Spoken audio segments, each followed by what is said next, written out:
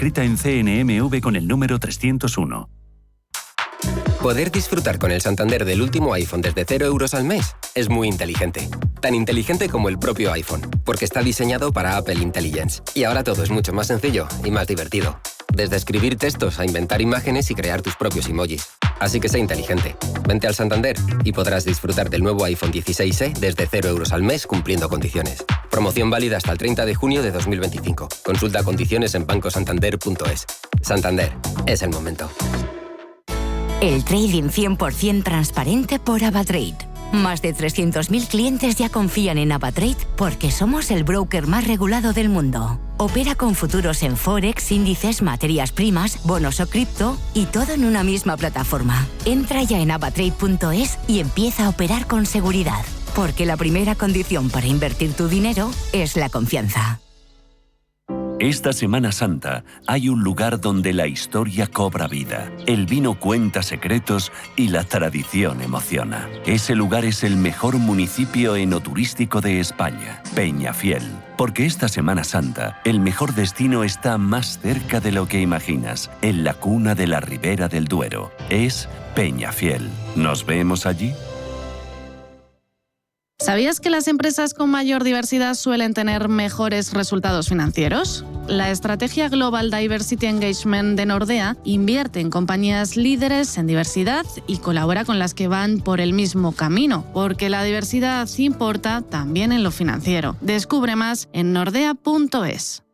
La aventura llega a la gran pantalla de Cine Yelmo. Una película de Minecraft trae acción y emoción en cada bloque. No te la pierdas este 4 de abril en Cine Yelmo. Compra ya tus entradas y vive la experiencia en pantalla grande. Una película de Minecraft disponible en todos nuestros formatos. Salas Premium, Macro XE, salas Dolby Atmos, sala Junior, salas 4D y también en versión original. Solo en Cine Yelmo una película de Minecraft. Estreno 4 de abril. ¿Te la vas a perder? Con IDE Inmobiliario. Actualidad e innovación en el sector inmobiliario en Radio Intereconomía.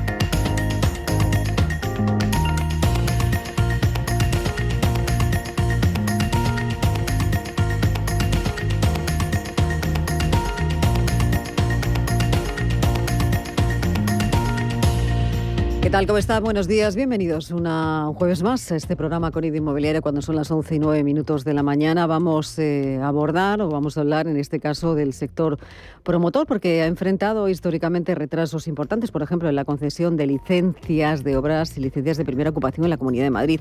Este ha sido un asunto siempre en los últimos años como un caballo de batalla.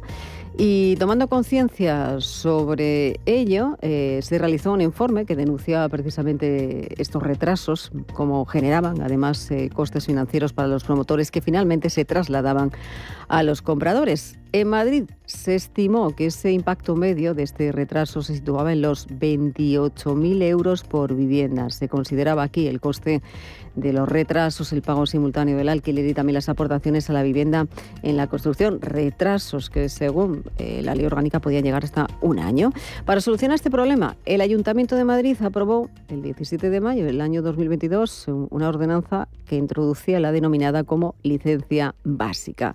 Esta licencia permitía iniciar ciertas obras tras una validación inicial de los requisitos esenciales, agilizando el proceso sin esperar a la licencia urbanística definitiva. Sin embargo, y pese a su validez administrativa, los promotores se han encontrado con dificultades para financiar sus proyectos con esta licencia. ¿Y por qué? Pues porque los bancos requieren garantías para conceder préstamos promotores, incluyendo además las tasaciones que sigan esas normas ECO, y como las tasadoras interpretan que la ley básica no es suficiente para cumplir con estos criterios, pues la financiación se veía bloqueada, dejando a la licencia sin efecto práctico. ¿Y qué ocurre? Bueno, pues que la licencia básica, que estaba diseñada para reducir esos tiempos y esos costes, pues no estaría cumpliendo la función para la que nació. Los promotores así pues no pueden obtener esa financiación para comenzar las obras y esto supone frenar el desarrollo de viviendas y también, por lo tanto, el acceso a la vivienda de los jóvenes, por ejemplo, en Madrid. Vamos a conocer todos los detalles del significado que tiene esta licencia básica, pero también vamos a hablar de datos de viviendas. Nos vamos a fijar en los datos sobre la ocupación ilegal, porque los datos que conocemos son los reales y es que la ocupación ilegal de viviendas se ha convertido en uno de los principales problemas para los propietarios. Es un problema que está creciendo en los últimos años y que está deteriorando la posición de España en ese índice internacional de derechos de la propiedad. Es lo que destaca el último informe del Instituto de Estudios Económicos. Y también vamos a hablar de la ley de vivienda, porque no sabemos si ha tenido un efecto sobre el control de precios, pero sí que hemos escuchado ya al presidente del Gobierno, también a la ministra de Vivienda, que el precio de la vivienda, por ejemplo, en Barcelona, el precio del alquiler ha bajado un 6,4%, bajó en el año 2024. Vamos a conocer si esto ha sido así. Y con todos estos asuntos sobre la mesa, comenzamos.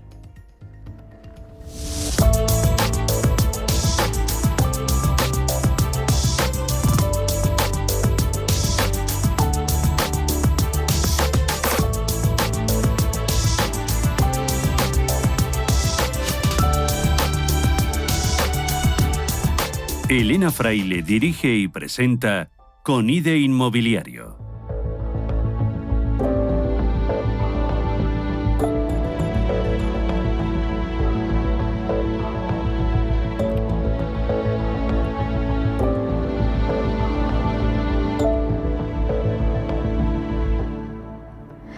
Pues comenzamos a debatir sobre los temas que ya hemos puesto sobre la mesa. Lo hacemos esta mañana con Jorge Ginés, director general de Asprima. Jorge, bienvenido, buenos días, ¿cómo estamos? Hola, buenos bien? días, todo fenomenal. Hoy has traído al programa solo alegrías, ¿no? Alegrías siempre, ¿por qué no? Hay que saber, ¿no?, lo que ocurre, porque está lloviendo.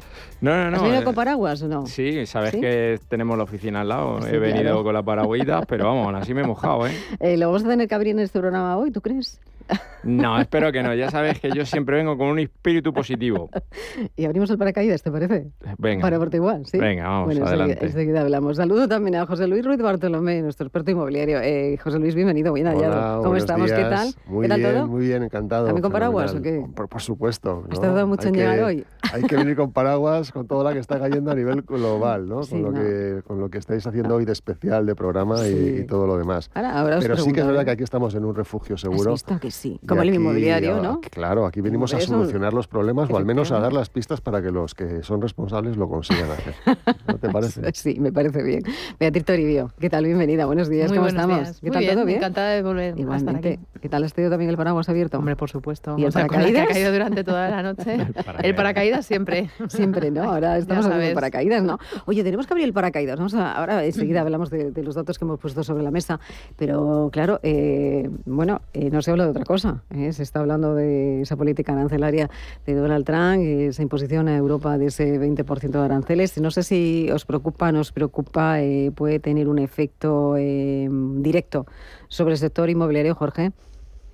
Ya, yo creo que todavía lo que sabemos es que no sabemos. Es decir, yo creo que no sabemos que ninguno qué factores determinantes pueden tener. Porque además en un mercado tan global como es el inmobiliario y tan local a la vez, pues vete a saber qué efectos tienen. Yo, por dar un poco positivo, lo estábamos comentando antes de tenerlo, es decir, yo sí creo que el dinero, que lo sabéis vosotros bien, es miedoso. Y bueno, pues la renta variable muy probablemente se vea muy afectada, sobre todo las empresas, ¿no? Las acciones de las empresas, y eso a lo mejor hay un traslado de capital al inmobiliario todavía más. Somos el activo financiero más importante del mundo, pues yo creo que todavía va a ser más. Entonces, bueno, eso lo que hace es que nos tengamos que poner todavía más las pilas para generar producto, para captar todo el dinero que va a venir. Bueno, pues habrá que ponerse las pilas, ¿no? Pues Seguramente. sí. Bueno, y luego también, ya te digo, en un mercado mundial, es decir, el inmobiliario es a nivel mundial, ¿por qué debería de venir a España y no a lo mejor a otros países? Yo creo que tenemos condicionantes buenos en España y en especial la región de Madrid, que eso lo hemos vivido hace 3 semanas en MIPIM, donde somos la región más de moda en toda Europa, sin ningún tipo de duda. ¿Qué pasó en MIPIM? Jorge. No, lo que pasa en mi PIN se queda en mi PIN, ¿no? Algo que nos puedes contar de lo que sucedió. No, quiero decirte, nosotros desde Asprima... Bueno, sé que tuviste un retraso. No, bueno, un retraso no, una cancelación. O sea, que me tuve que buscar la vida para volver. Bueno, esas son cosas del directo. No, bueno, el aspecto positivo es bueno, nosotros como Asprima... vamos como institucional a vender la región de Madrid. Es lo que hemos hecho durante estos años. Y un poco lo hemos hecho a través de los datos del informe Trinity. La variación este año es que fueron primeros espadas tanto de la región como del ayuntamiento a vender la región. Fue Jorge Rodrigo, el consejero de Vivienda, Transportes y otras muchas cosas, y el alcalde de Madrid. Y entonces creo que ellos son los mejores embajadores. Entonces ahí nuestro papel como asociación, en cierta manera, pues fuimos de acompañantes, ¿no? De cicerones para que las administraciones entiendan cómo funciona el ecosistema del capital y que bueno, pues que nosotros estamos compitiendo con todas las ciudades, y yo creo que eso lo percibieron. Por lo que me han contado, el alcalde acabó encantado, tuvo una agenda bastante importante. Yo ahí... nosotros le intentamos ayudar, es decir, no vayas para ir a hacerte una foto, ves y aprovecha un poco el tiempo, ¿no? Y bueno, pues tuvo reuniones bilaterales, tuvo una entrevista con Carolina, que la verdad es que fue un éxito, los inversores lo dijeron, y nada más, como es una persona tan cercana y tiene una cabeza tan bien amueblada, pues yo creo que es el mejor embajador, ¿no? Entonces esas son un poco las experiencias de los 2 días y pico que estuvimos, con cancelaciones incluidas, etcétera. Estuvo muy divertido, nos cancelaron el vuelo a muchos que nos veníamos el día del Madrid y el Atleti. Sí, había fútbol además. Y entonces los que decidimos buscarnos la vida y venirnos vía Barcelona, pues vimos los penaltis en el avión. ¿Ah, sí? Sí, entonces, claro, tú imagínate la mitad del Atleti y la mitad del Madrid en un avión con el teléfono. Bueno, eso los que estábamos allí lo recordaremos siempre. Lo que ocurre en ese avión ahí queda, ¿no? Ahí se queda. José Luis, sobre la política arancelaria, ¿cómo puede afectar, si puede afectar a España y sobre todo al sector inmobiliario? Bueno, yo creo que Jorge ha dado una de las claves que estoy de acuerdo con él, ¿no? Es el tema de que ante un deterioro de la renta variable, al final pues vuelve a ser valor refugio, lo que ha sido siempre y seguirá siendo, siempre y cuando nos permitan que se pueda hacer, porque ya estamos viendo cómo desde determinados ámbitos de la administración española, en concreto desde el gobierno central y desde en el asunto, específicamente en Cataluña, con la Generalidad, pues están todo el día elevando, subiendo impuestos, poniendo nuevas tarifas, poniendo dificultades y trabas para la inversión, y al final lo que consiguen es ahuyentarla, ¿no? Y al final vas viendo los contrastes que siempre se ponen en paralelo entre Madrid y Barcelona, pero es que cada día es más acusado, y todo se debe a unas malas decisiones políticas. Dicho lo cual, los escenarios de incertidumbre, que es lo que tenemos realmente, porque todo el mundo está diciendo, bueno, realmente Trump esto lo ha hecho un poco como para poner un tablero con sus reglas y ahora va a negociar con cada uno de los interlocutores. Probablemente sea así. No creo que esto tenga una vocación de permanencia a muy largo plazo, el tema de los aranceles. Pero ya genera una incertidumbre. No sabes qué va a pasar. No sabes si mañana se le va a ocurrir otra cosa. Entonces eso, pues... Y luego, sobre el asunto, claro, estamos pendientes también de las represalias que desde Europa, desde los países europeos y desde otras naciones, se hagan frente a estas aranceles. Y podría afectar incluso ya no solamente al intercambio de bienes, que es a lo que se ha centrado el asunto, sino también al intercambio de servicios. Y ahí sí que estaríamos afectando a lo mejor a empresas, a compañías americanas que están radicadas en Madrid y en otras plazas europeas, que intervienen directamente en el sector inmobiliario, por ejemplo, y en otros tantos sectores, ¿no? Y entonces, claro, esa sensación pues te queda ahí, ¿no? De qué va a pasar. Es verdad que yo también creo que todos los aranceles, en principio, no parece que vayan a tener un impacto directo sobre una materia prima concreta que sea exclusiva de los Estados Unidos y que se venda en España de manera abundante. Yo creo que no la hay, pero al final todo acaba de manera indirecta afectando, ¿no? Y también se tendrán que renegociar o negociar cómo se imponen esos aranceles, ¿no? Para cada uno de los productos. Esta mañana decía Ursula von der Leyen que tiene un carácter negociador frente a lo que le llega ahora, ese 20% de los aranceles, y ya veremos cómo afecta, ¿no? Pero como decíamos antes, el sector inmobiliario es un sector refugio para la inversión y bueno, y puede ser. Dime, Beatriz. Yo estoy de acuerdo con José Luis. Creo que evidentemente la salud del mercado inmobiliario de España y todos los componentes que tiene España son un atractivo, pero esta incertidumbre no ayuda y esa guerra comercial al final genera miedo, genera inseguridad y esto retrae la inversión. Yo vengo de tomar un café con gente que mueve muchas operaciones en el sector y te decía esto, ¿no? Es decir, es que ahora mismo, en este momento, justo cuando ya se estaban bajando los tipos y había interés por, bueno, ahora ya hemos pasado esta etapa, pues en este momento vuelve a frenarse todo, ¿no? Entonces es otra vez esperar, es otra vez frenar y evidentemente esto no ayuda y al final una guerra arancelaria hace que todo sea más caro. Uh-huh. Entonces es verdad que el ciudadano de a pie pues a lo mejor no lo va a notar porque aquí es la falta de producto tan brutal que evidentemente y el precio va a seguir al alza, que va a ser muy difícil medir hasta qué punto va a ser una cosa u otra, ¿no? Uh-huh. Pero esto no ayuda. Pues tendremos que esperar, ¿no? A corto y largo plazo, ¿no? Bueno, muchas veces. Pero precisamente esto que dices, que tenemos que esperar, también lo están pensando seguramente los que toman las decisiones de inversión en España, ¿no? Entonces, claro, el tenemos que esperar lo que significa es que se paralizan determinadas operaciones. Esto es lo que comentaba. Y eso es lo que realmente, pues claro, pues echa un freno en algunas cosas. En fin, eso no es buena noticia. Bueno, pues vamos a intentar... Pero bueno, con lo que tenemos aquí ya tenemos bastante. Pero vamos a empezar a analizar el mercado, si os parece, ¿no?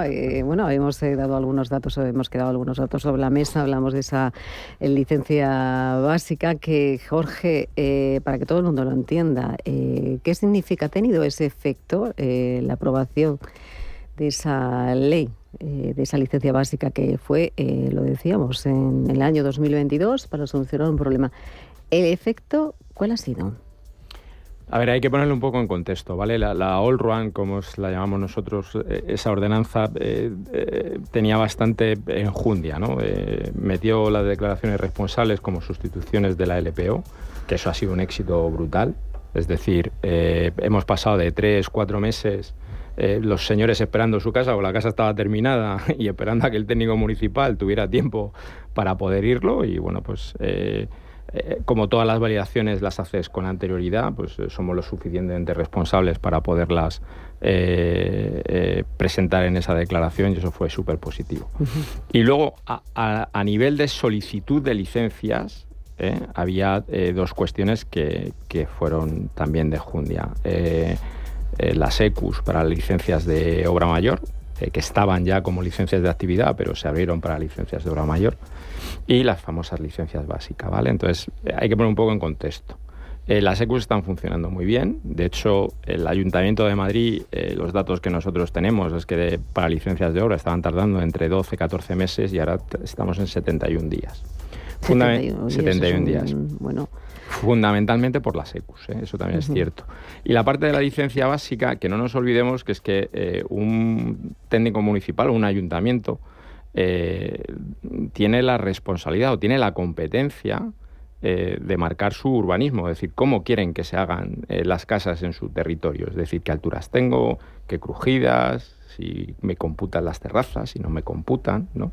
Entonces, esos parámetros urbanísticos no solamente tienen que estar reglados, sino que incluso además pueden ser hasta automáticos, ¿no? Entonces yo creo que el ayuntamiento con muy buen criterio dije, mira, yo tengo claro cuáles son mis parámetros urbanísticos que tengo que controlar y entonces, bueno, pues yo los hago de facto, los pongo por escrito y preséntame tú esa licencia básica porque lo que es ya la ejecución del edificio, es decir, por dónde bajan los conductos o...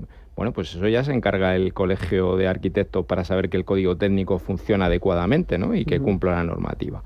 Eso a nosotros nos pareció estupendo porque lo que podría hacer es agilizar. Y no nos olvidemos que la licencia básica es igual de título habilitante que la licencia de obra normal, ¿vale? Es decir, porque lo que atribuye es su competencia. Si yo estoy mirando en la licencia básica lo que es mi competencia, de lo que es una licencia de obra mayor y nos pareció bastante bueno.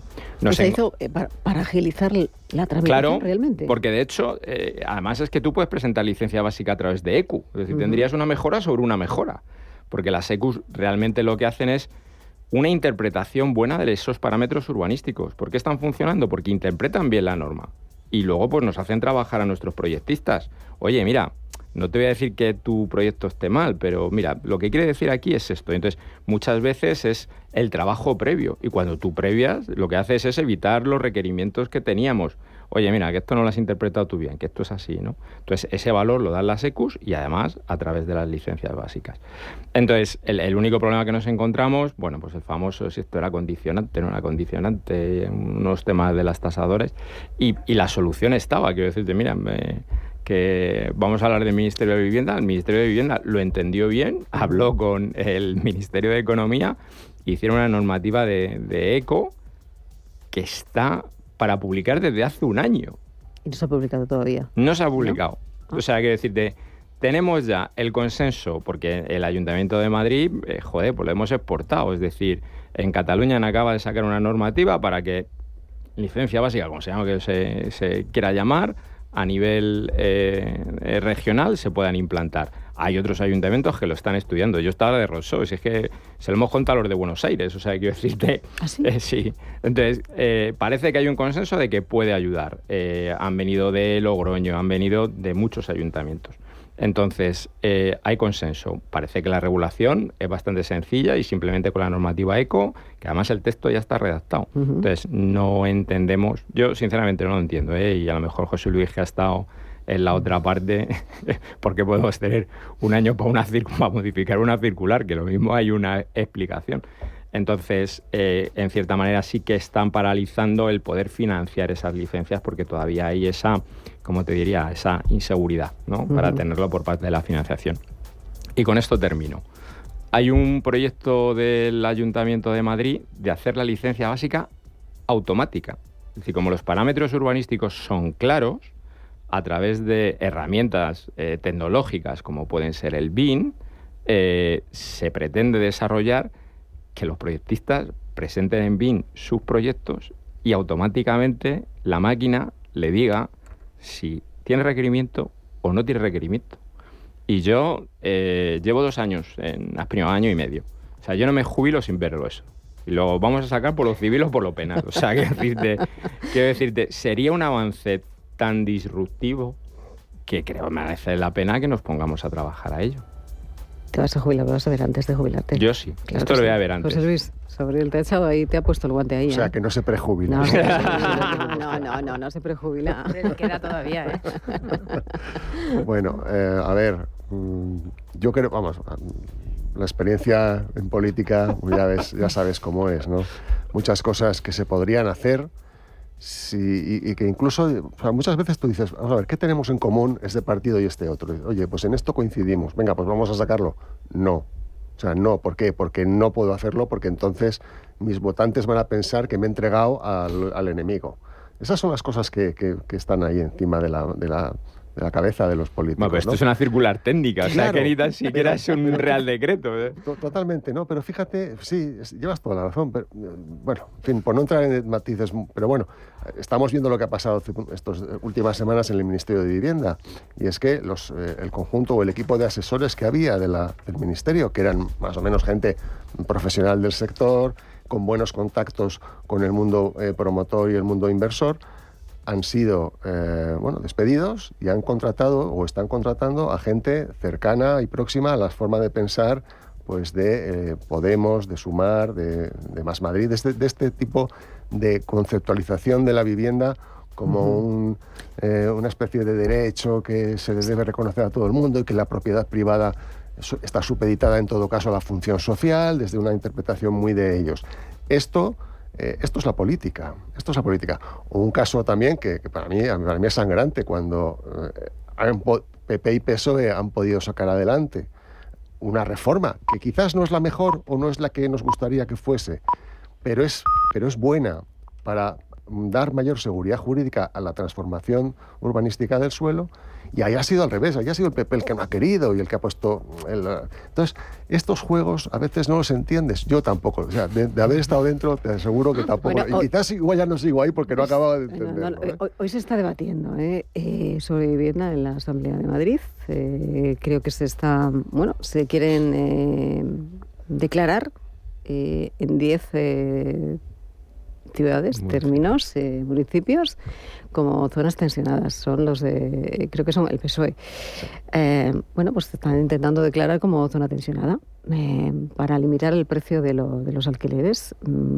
¿Esto va por barrios, José Luis? Bueno, esto es, claro, al final esto es, a ver, el PSOE, el Partido Socialista en Madrid no tiene fuerza, digamos, en la comunidad autónoma, no tiene peso, no tiene tampoco en la capital, que son las dos instituciones más fuertes de la provincia, pero sí que todavía mantiene la alcaldía de algunos municipios importantes, sobre todo en la zona sur. Entonces, bueno, pues ¿cómo hacen frente contra las políticas del PP aquí? Pues dicen, pues vamos a unirnos y vamos a demandar justo lo que aquí no quieren hacer, que es la ley, aplicar los controles de precios en las zonas llamadas tensionadas.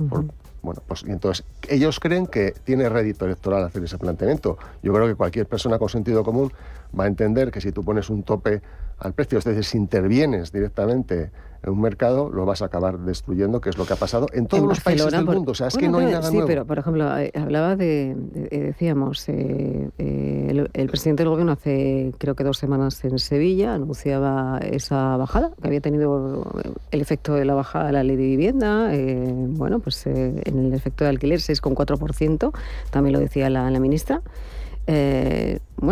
Se vanagloriaban de que el efecto la ley de vivienda había tenido su efecto. No sé si lo veis así, Beatriz, que haya tenido un efecto de bajada, o esto también va por barrios, ¿no? Hombre, solo faltaría, si pones un control de precios y no lo bajas, vaya. Y además esto es muy curioso porque cuando hablas con gente de la administración, incluso de Cataluña, te reconoce que precisamente, porque bueno, esa bajada del 6% es en determinadas zonas, pero en algunas zonas es solo de un 3%. Entonces es una bajada muy pequeña para 9 meses, si no me equivoco, ¿no? que lleva en aplicación el control. Y lo que no cuentan es la parte importante, porque ya, o sea, si tenemos algo claro, es el diagnóstico, el problema de la vivienda en España, de la falta de acceso, y uno de los problemas fundamentales es la falta de oferta, y sobre todo del mercado del alquiler, que es muy pequeño, y sobre todo que está en manos de particulares. Y lo que te dicen los datos del Incasol, no solo de fuentes privadas, es que la oferta ha caído en torno a un 19-20%.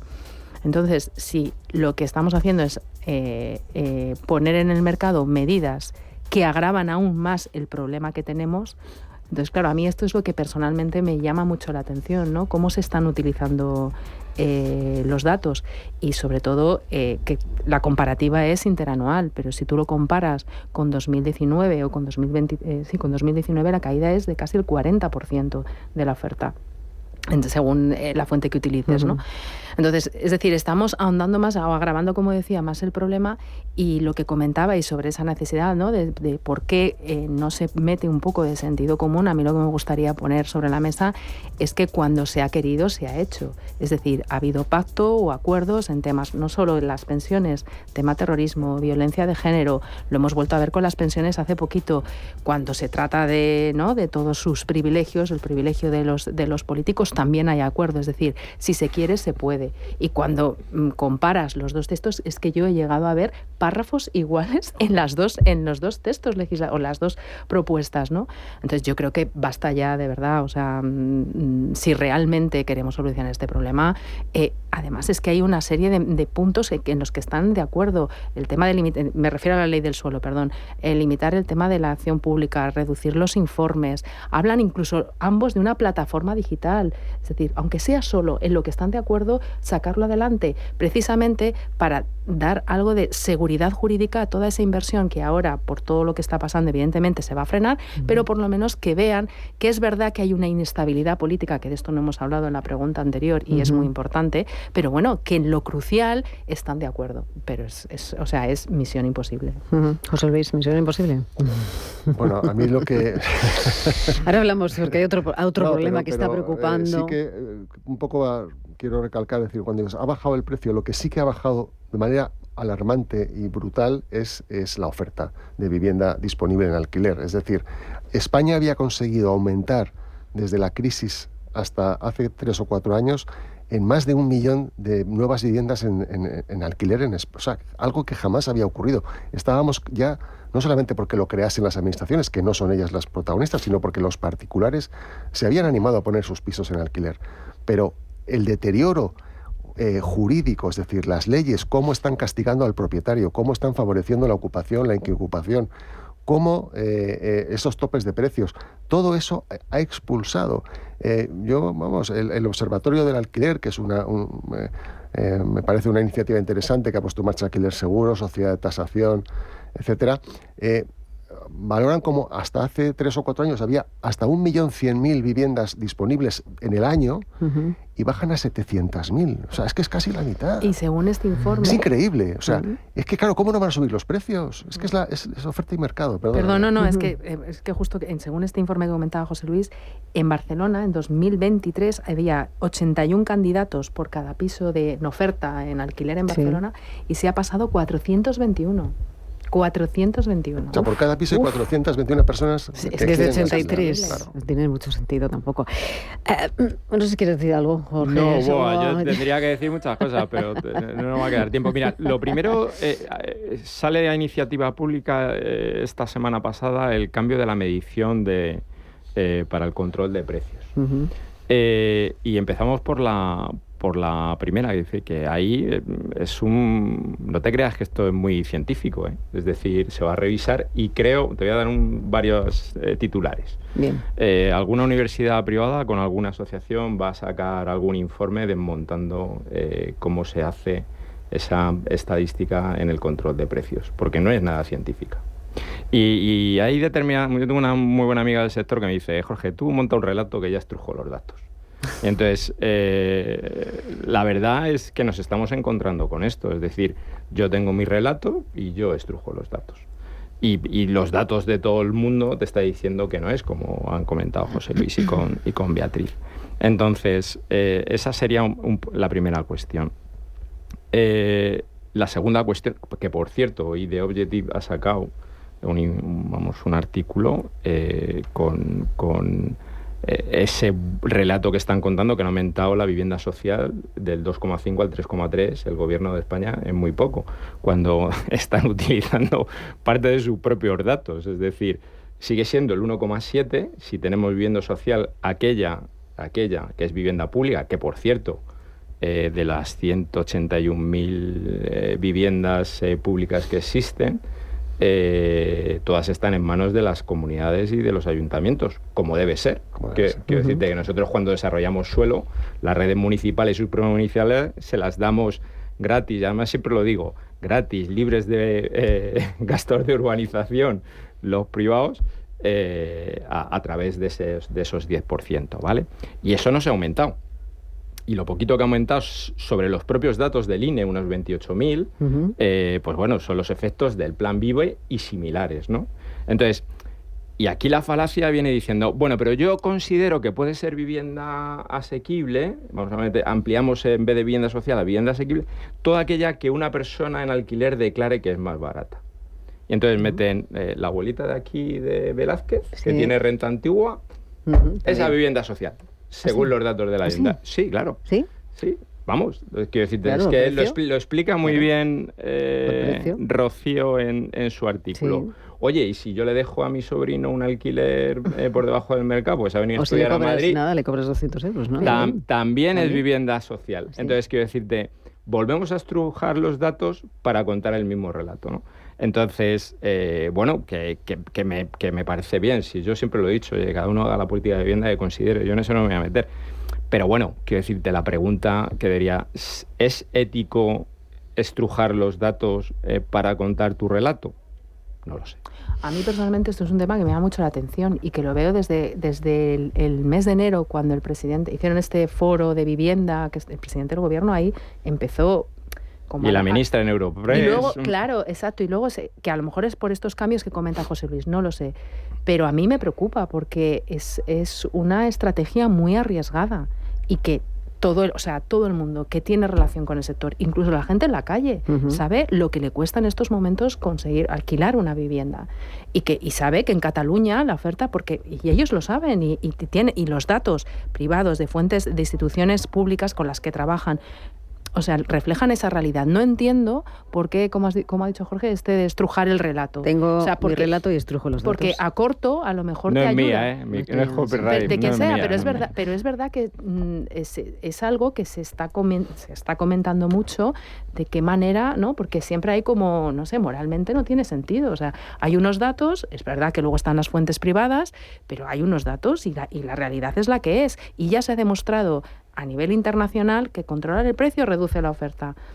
Entonces, yo no lo entiendo y me parece muy arriesgado. Creo que se le puede volver en contra al Ministerio y al Gobierno. Sí, yo recuerdo, o sea, hace muchísimos años yo estuve... Casi cuando empezamos, ¿no? Casi cuando empezamos. Sí, antes de que empezáramos, mucho antes. Antes del 2013. Yo recuerdo que estuve 15 días en Cuba, y la prensa local de allí y la radio cuando la escuchabas era muy interesante porque todo el rato estaban dando unas cifras maravillosas. Se ha batido el récord de producción de caña de azúcar de no sé qué.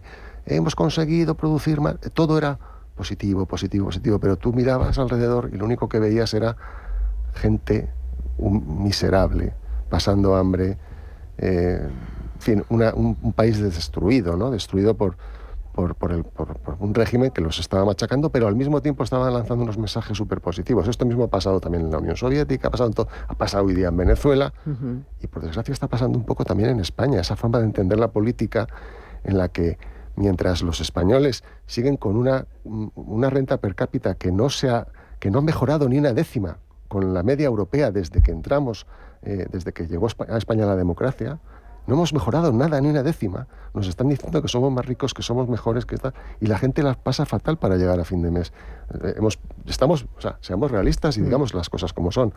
La generación actual, la gente que tiene ahora 20 y tantos, 30 años, no puede acceder a un piso.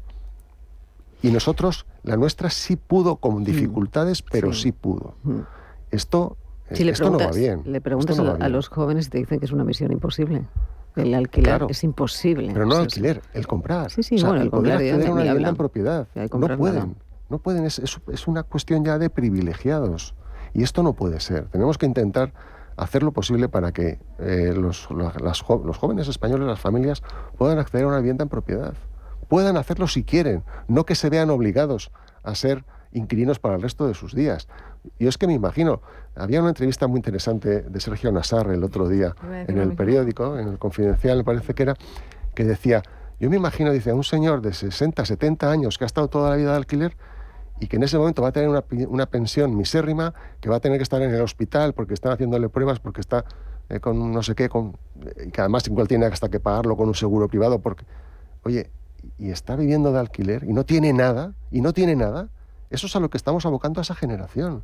Esto es terrible. Cuando se ha demostrado, y lo explicaba Sergio muy bien en esa entrevista, que precisamente, ¿no?, cuánto se nos ha criticado de España, país de propietarios, y precisamente esa propiedad, cómo ha protegido a muchas familias, cómo le ha permitido crear un pequeño patrimonio que en determinadas crisis, no solo en la de 2008, ha permitido precisamente, oye, pues que no solo ellos, sino sus familias salieran adelante. Y yo también en este sentido, y lo reflejaba también Sergio, yo cuando puedo también trato de poner el foco sobre ello. Es verdad que ahora está muy difícil, Elena, pero también es verdad que yo creo que a todos los que estamos aquí el comprar una casa nos ha costado muchísimo. Y vamos, ¿no? Sí. Y nos hemos entendido, y esto ha supuesto una cultura de ahorro, de esfuerzo, que yo personalmente ahora no quiero generalizar, porque evidentemente hay de todo, y ahora hay mucha más información y muchas más alternativas de inversión que las que existían en nuestra época. Y es verdad que está muy difícil, pero se puede. Lo que pasa que también tenemos que trasladar una serie de mensajes, y que no es derecho a la vivienda solo, es que hay un derecho a la propiedad, es que necesitamos intensificar la cultura del ahorro y sobre todo la cultura financiera en nuestro país.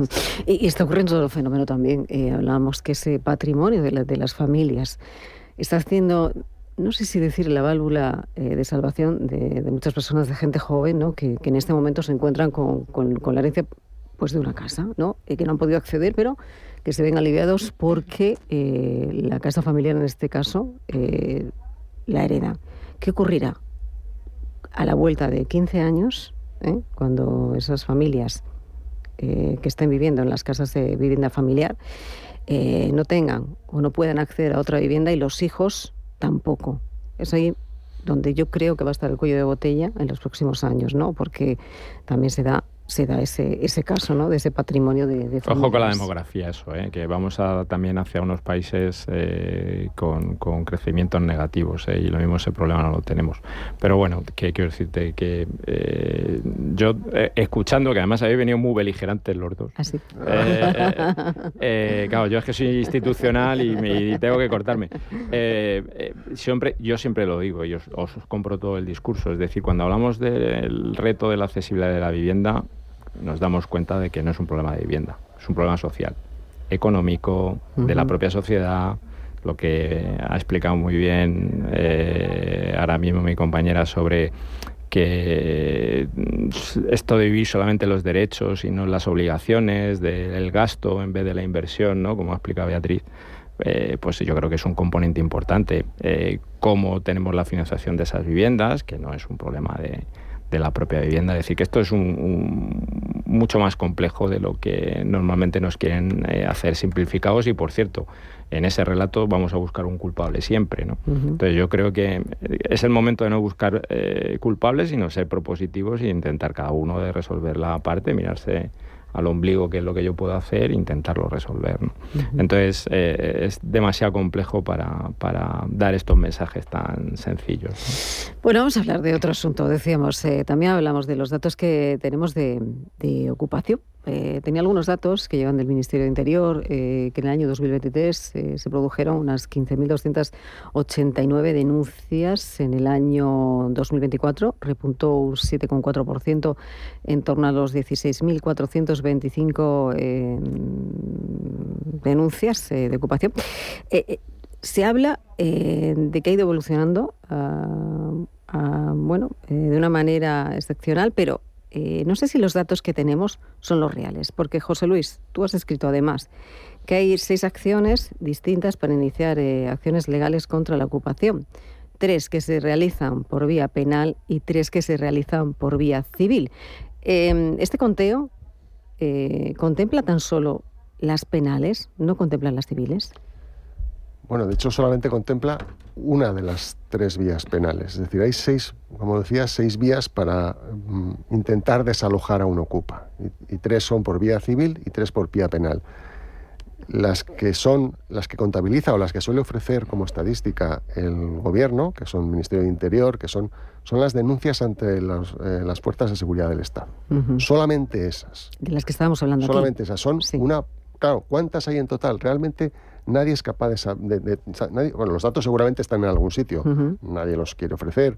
Pero nadie que, digamos, no pertenezca a las tripas de la administración los conoce. Lo que sí que hay es gente experta en estas lides, abogados que se dedican a esto, y entonces te dicen, pues nosotros tenemos la impresión, por pistas que ves de cosas que surgen, que debe andar en esta otra cifra. Entonces, claro, ¿qué pasa? Que también otra cosa que es importante es que la vía penal suele ser normalmente desaconsejada por parte de los letrados a sus defendidos, a los propietarios, porque normalmente por la vía penal se tarda, el procedimiento es más lento de recuperación que el que va por vía civil, y por tanto lo recomendable, como no vas a cobrar ninguna indemnización y tampoco van a castigar ni va a haber un castigo punitivo al que ha hecho esto, porque se va a quedar, como mucho una multita o ni siquiera eso, entonces no vayas por la vía penal porque no vas a ganar nada, ni siquiera por devolverle el golpe al que te lo ha dado a ti. No hay forma de conseguirlo. Entonces, vete a donde tú recuperes más rápido, que es la vía civil. Por tanto, la mayoría está oculto en la vía civil, donde no tenemos datos. Sí que hay una estimación que se presume que al año se están produciendo alrededor de 25.000 de ese entorno lanzamientos que vendrían por desalojos por vía civil. Con lo cual nos está dando un poco pues esa punta del iceberg de lo que está pasando. Y luego, bueno, ya sabéis, se le llama inquiocupación, que no deja de ser la morosidad, pero desde un punto de vista estratégica, no una morosidad real de alguien que no puede pagar porque no puede, sino porque como hay una ley que te permite no pagar y no pasa nada, pues mucha gente se ha apuntado a la moda. Y de esos hay, según estima la Asociación de afectados por la ocupación, alrededor de 60.000, 80.000, y no debe andar lejos, porque cuando hubo un paréntesis de unas semanas donde decayó el decreto, porque fue cuando no se prorrogó, ¿no? Se votó en contra en el Congreso en la famosa ley ómnibus del gobierno, pero luego se volvió a introducir en la mini ómnibus y se aprobó finalmente. Bueno, pues durante unas semanas estuvo decaído el decreto famoso del año 20, que se puso en principio por cuestión de la pandemia, pero que luego se ha quedado ya para siempre, prorrogándose cada año, etcétera. Los propios políticos del entorno de Podemos, Sumar, que estaban alarmados porque no se siguiese adelante con ese decreto, ellos estimaban que estaba afectando a 60.000 personas. Por lo tanto, coinciden más o menos las cifras que la propia plataforma antiocupación también ofrece, ¿no? Y, en fin, estamos hablando de un problema de unas dimensiones gigantescas. Y, por cierto, una cosa que antes ha comentado Jorge, que viene a colación. Uno de los riesgos que también había cuando pasaban tantos meses hasta conseguir la licencia de primera ocupación era precisamente que las viviendas ya terminadas, era un pasto de la ocupación. Y ha ocurrido, hay casos en Madrid. Porque cuando están en obra, la policía los echa porque está en obra. Entonces hay riesgos, ¿no? Y entonces es una de las razones por las que no te dejan ocupar a lo mejor. Pero si ya ha terminado la obra, entonces ya el asunto entra en dificultades. Yo, como buena periodista que eres, te planteo un rato. Es decir, los datos buenos están en los seguros. En los seguros. Claro. Pues sería muy interesante porque yo he intentado preguntar y no nos lo han dado. ¿Ah, sí? Entonces, sí es verdad que no es una fuente oficial, pero yo sí de mis asociados que tienen. Es decir, en los últimos 3 años, la prima de seguro de impago de alquiler ha subido casi un 70%. Y eso a mí me da 2 cosas que a mí me gustaría que dieran los datos oficiales, ¿eh? Es decir, primero, ¿cuánto han aumentado esas pólizas? Claro, el miedo existe. Sí, entonces, existe. Si hemos pasado de 1 millón a 5 millones, pues, chico, quiero decirte, debemos de saberlo. Y el dato fundamental, la declaración de siniestros. Porque la gente no denuncia, pero sí declara el siniestro. Entonces, si nosotros consiguiéramos cuánto han aumentado las primas, cuánto han aumentado las pólizas y cuánto han aumentado los siniestros, tendríamos los datos reales de la ocupación en España. Pero eso está bajo 4 llaves. Y hay otro dato más, es cuánto ha aumentado el gasto de los promotores, inversores en seguridad. Porque yo es que creo y lo dicen diferentes informes, se está infravalorando este problema por parte de la Administración. Cuando la tendencia, de hecho, según este informe que se publica la semana pasada del Instituto de Estudios Económicos, ha aumentado un 7% en base a esos datos oficiales que comentaba José Luis, pero en los últimos 15 años se ha multiplicado por 6. Y lo que viene a decir el informe es que esta consecuencia, ¿no?, de ese aumento es precisamente por la política regulatoria, ¿no?, que esa falta de efectividad y esa falta de protección al propietario, que puede ser particular, que es los datos que comentaba Jorge, pero que también puede ser institucional, empresa, y que hace 4 años era un problema del que cuando hablabas con el sector estaba focalizado en Cataluña, y ahora ves como en Madrid... No, Cataluña se mantiene a la cabeza. Bueno, se mantiene a la cabeza, pero sí es verdad que... Pero es balsa de aceite. Cuando hablas con el sector, te comentan esto, es que yo ahora tengo que dedicar X% a tener un equipo de seguridad y aún así pasa. Entonces, y cuando hablas, y lo escuchamos en declaraciones públicas de la ministra y de otros cargos del gobierno, es, la tendencia es a la baja cuando no es así. En términos interanuales está creciendo, pero si nos comparamos con 4, 5, 10, 15 años, la diferencia es brutal. Entonces, sí, y aquí también hay una implicación económica, porque está comprobado, lo dice este informe, cómo cuando tú no tienes seguridad jurídica, esto repercute en la innovación, en la inversión y al final en la economía. Yo hice una apuesta a principios de año, sobre el mes de febrero, tengo varias apuestas, de que este año, el 2025, va a ser récord de ventas de compraventa. Porque está siendo un trasvase brutal de todas las herencias y las nuevas propiedades de alquiler, que antes se ponían en alquiler, los hermanos se ponían de acuerdo y lo ponían en alquiler, a la venta. Y los datos adelantados de enero del notario ya da la razón. Han subido un 15%. Entonces, quiero decirte que yo, sabes que soy súper positivo, es decir, lo que es malo para unos es bueno para otros. Esto, fíjate, lo hemos dicho, ¿no? Los del seguro de impago están ganando más dinero que nadie gracias a una legislación potenciada para el PSOE. Existe esa inseguridad, es verdad que hay un run, o sea, cuando te sientas, ¿no?, con amigos, yo tengo, pero yo, para que se me meta alguien y me lo ocupe, o sea, esto ya es como un comentario. Es una conversación habitual, y yo la he tenido también con gente que tiene vivienda alquilada y que están preocupados realmente, o sea, están preocupados porque a alguien le produzca la inquiocupación. Es una realidad de la que no se habla, ¿no? Tenemos un problema que, por ejemplo, es que precisamente de eso mismo que habláis, de una conversación con amigos, pues hace 2 días, hablando de esto, tengo un piso en una capital de provincia, no es Madrid. Dice, y lo llevo sin alquilar 2 años, ¿por qué no? Porque me viene un perfil y digo, pues me gusta. Y dices, pero claro, no, es que es un matrimonio, tienen niños, y dice, mañana se separan los padres y me quedo a la mujer con los niños y no me pagan. Y no los he hecho. Y eso no los he hecho en 7 años. El tiempo medio son 7 años. Dice, yo no puedo permitirme el lujo. Y es un perfil bueno, son una familia que son trabajadores, que son gente, pero claro, es que se separan, que es algo muy habitual, o sea, no es una cosa rara, y es que tengo a la mujer con los niños hasta 7 años. Esto echa a las familias del alquiler. Y luego están, José Luis, los profesionales dedicados a esto, que también los hay, que cada vez hay más.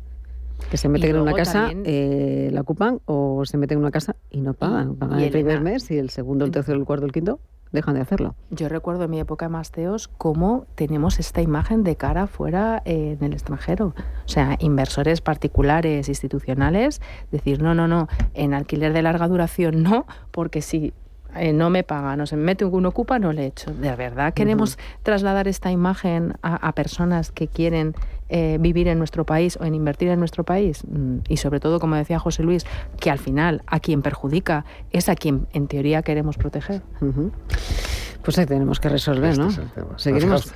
La famosa ley que permite ahora cambiar terciario de oficinas a vivienda protegida en alquiler. La 32024 de Madrid. Esta ley en Madrid. Bueno, pues yo estoy en varias operaciones trabajando con este asunto, y los inversores, el único problema que ven es esto. O sea, oye, pero luego lo del alquiler, es que claro, ese es el problema. Fijaos cómo están las cosas. Bueno, pues seguiremos hablando sobre ello. Me ha encantado charlar con estos de los asuntos, pues siempre positivos. Yo he querido estar siendo positivo. Mis contertulios han estado muy negativos. Han estado muy negativos. Bueno, es el tiempo. Es el tiempo. Te lo digo que es el tiempo. Si no apuntamos a los problemas, no los podemos. Gracias, Jorge, José Luis, Beatriz, muchísimas gracias. Muchas gracias a ti. Y a todos ustedes les esperamos, ya lo saben, la semana que viene, el próximo miércoles, a partir de las 11 de la mañana.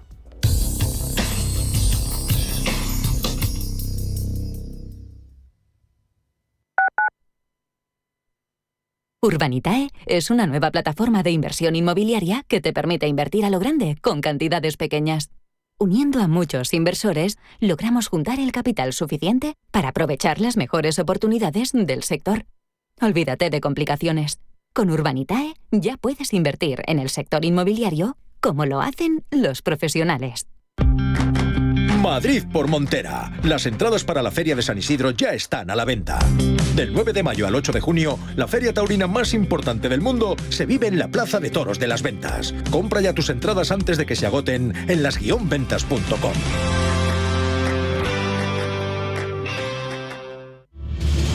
Si eres un family office, un inversor institucional y quieres invertir, Sirena Invest es tu aliado. Sirena Invest es una promotora inmobiliaria con más de 15 años de experiencia en el sector inmobiliario polaco que ofrece invertir en una de las economías más pujantes y rentables del mundo. Polonia. Recuerda, sirenainvest.com con Y o llámanos al 648 019495. Si una persona sale de un punto A por un camino difícil y otra sale de un punto B por un camino más cómodo, ¿se encontrarán? Acompañamos a personas en situación vulnerable desde la infancia hasta el final de su vida. Porque nosotros no creemos en las coincidencias, creemos en las oportunidades. Fundación La Caixa. Solo es progreso si progresamos todos. Hola Raúl, ¿qué tal el cole? Hoy nos han enseñado un vídeo de osos panda. Son lo máximo. Pues se me ocurre una idea. En Zoo Aquarium de Madrid tienen una pareja de pandas. ¿Vamos a conocerlos? ¿En serio? Sí, por favor. Ven al Zoo de Madrid y conoce a nuestra increíble pareja de pandas. Una experiencia única en familia. ¡Te esperamos! Radio Intereconomía, la radio de los negocios para estar bien informado. Eres lo que escuchas.